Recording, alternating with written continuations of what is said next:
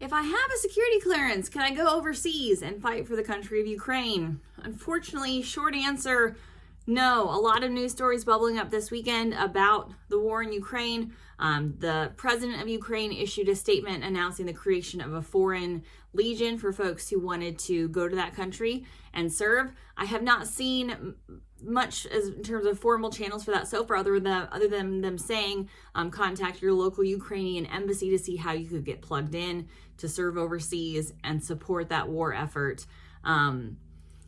We have gotten this question before in terms of U.S. citizens who have either served in a foreign military at some stage in their career, or who have gone, overseas, had some type of overseas private contracting position with another government, and then wondered if they could come back and still be able to obtain a security clearance.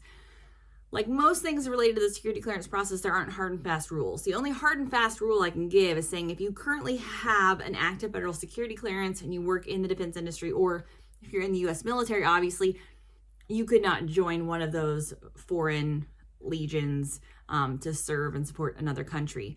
I have not seen U.S. policy come out and say that U.S. citizens who go over to Ukraine will be prosecuted. There actually has been some public statements made by the UK government discouraging their citizens from doing the same thing, saying there could be prosecution. Now, there's a bit of an interparliamentary conflict in that. Some conservative members of parliament have actually been encouraging citizens, saying they support citizens going over to Ukraine and joining their foreign legion to support the war effort there. Again, contradicts public statements made by the UK saying, hey, please don't do that.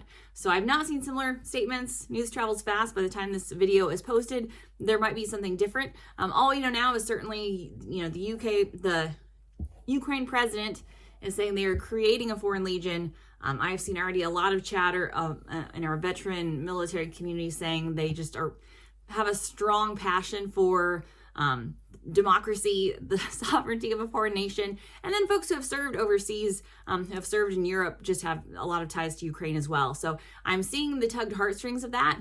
I've seen questions already about will that affect my clearance eligibility down the road? Cannot say for sure, but I would say make sure you are following whatever legal channels that you have.